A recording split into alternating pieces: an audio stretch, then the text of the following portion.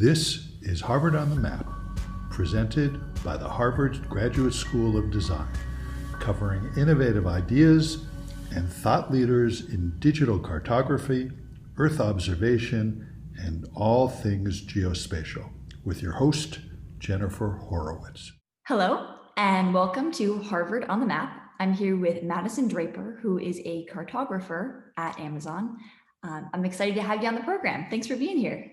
Yeah, thanks for having me. Excited to be here.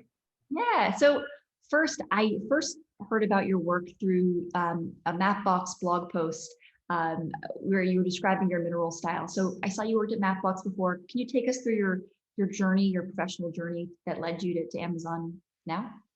Oh yeah, it was a lot of accidents, I think, and a lot of Twitter. What a combination. I'll start around college.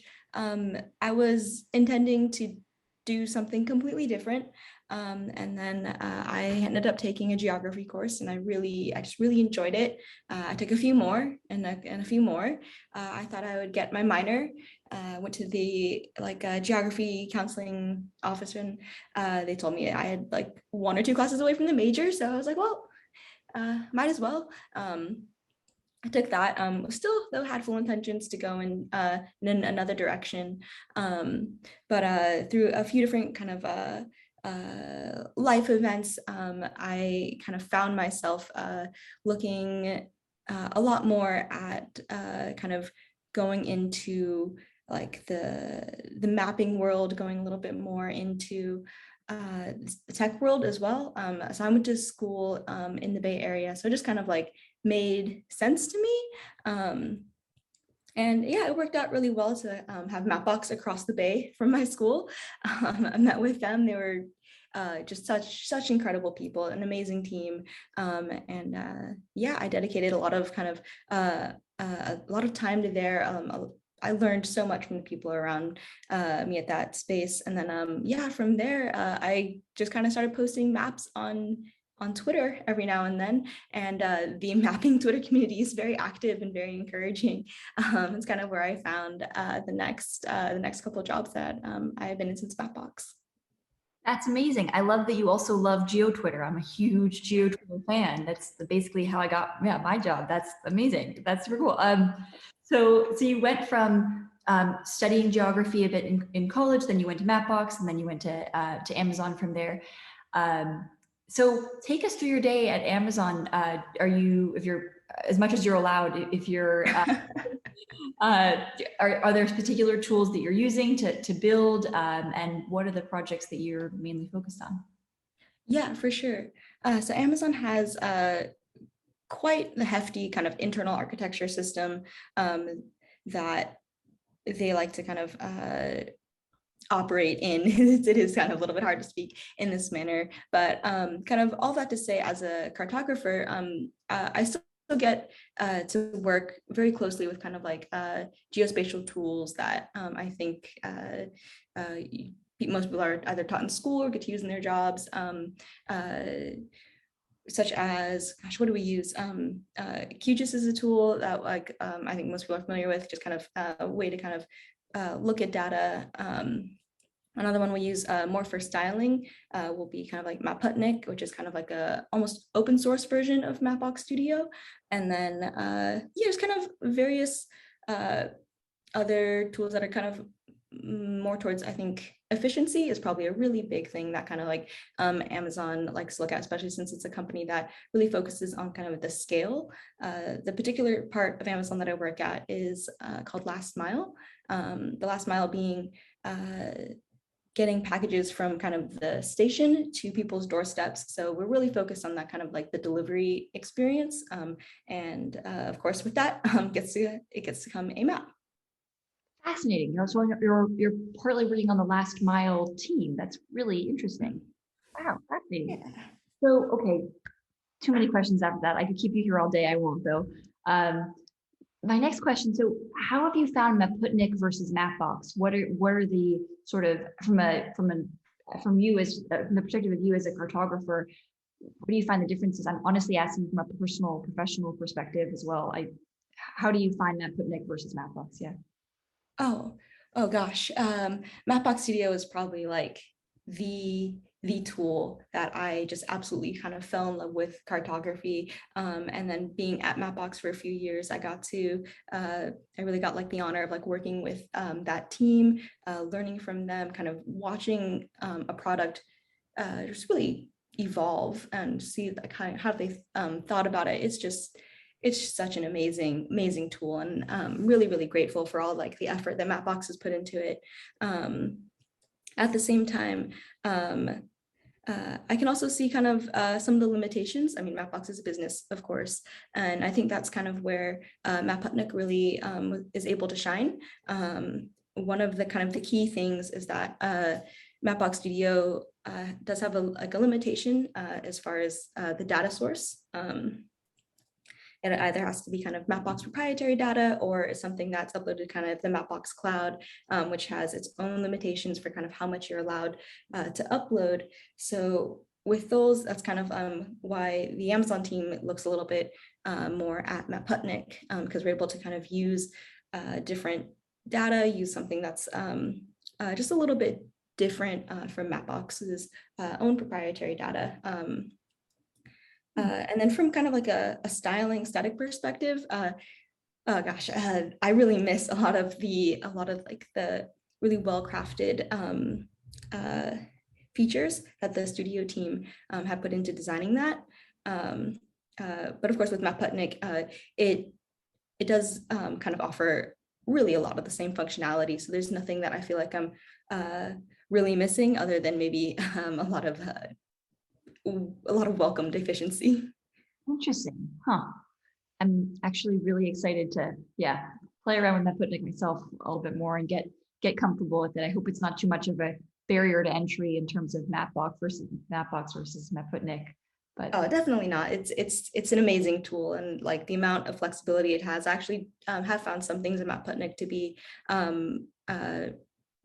even faster, or just kind of like nice. It is also in dark mode most of the time, so that's a little bit something for the like more coder versions of mappers. Fascinating. Okay, cool. So I loved your mineral Mapbox blog post. I thought that was fascinating. And I saw that you took some of your inspiration from older topographic maps. So where do you find your inspiration when you're designing creatively in a cartographic sense?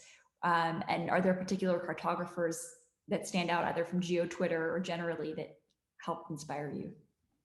Yeah, I think a lot of the maps that I made while I was at Mapbox had various sources of inspiration. They could be like kind of those older map styles.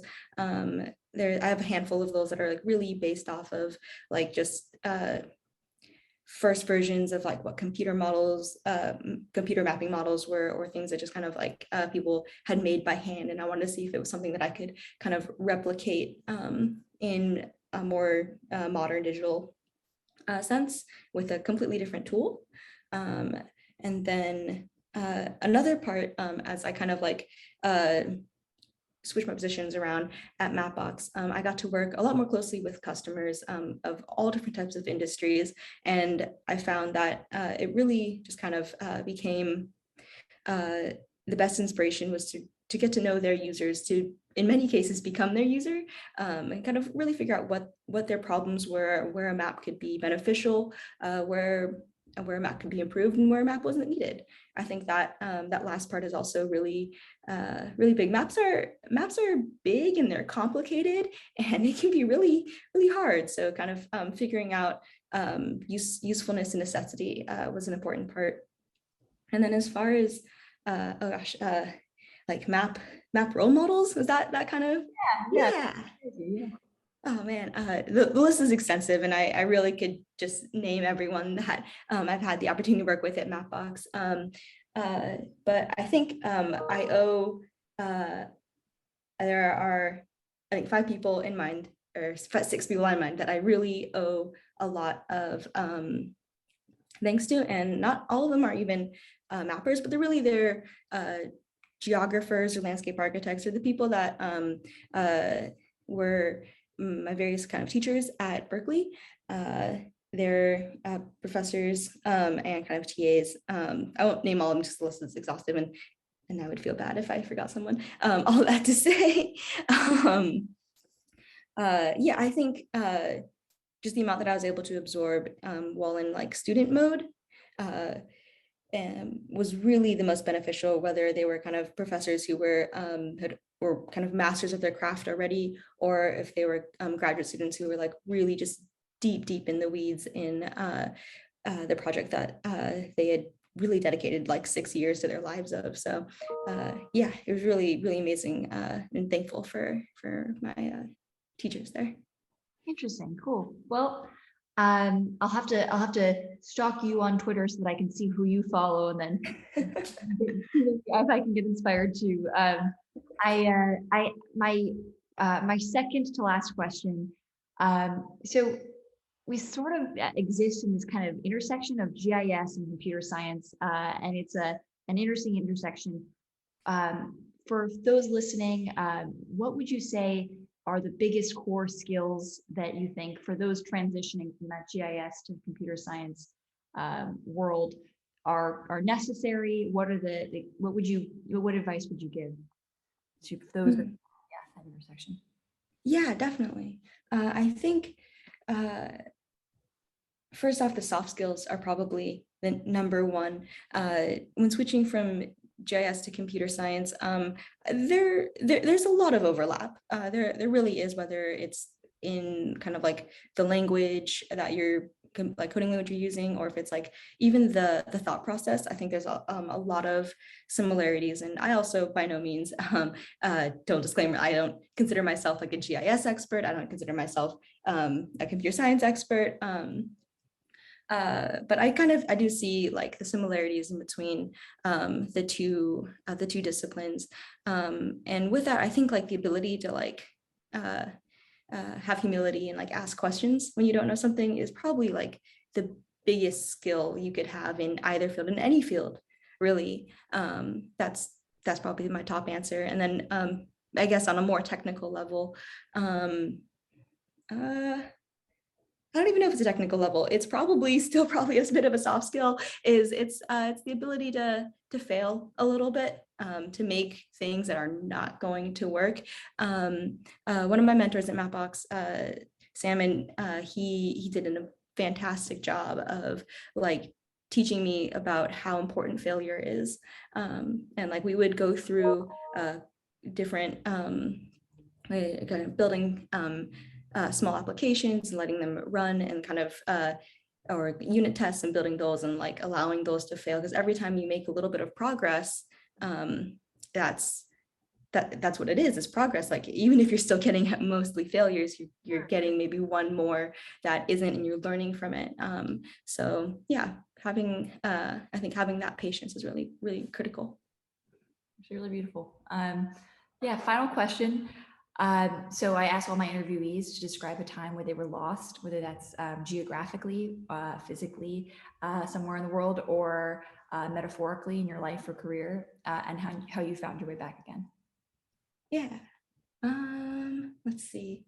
I used to do this little side project when I was in college where I would, so I went to Berkeley and I would cross the bay into San Francisco, and I would get on a bus until the end of its line, and then I would try to go home without using my phone. That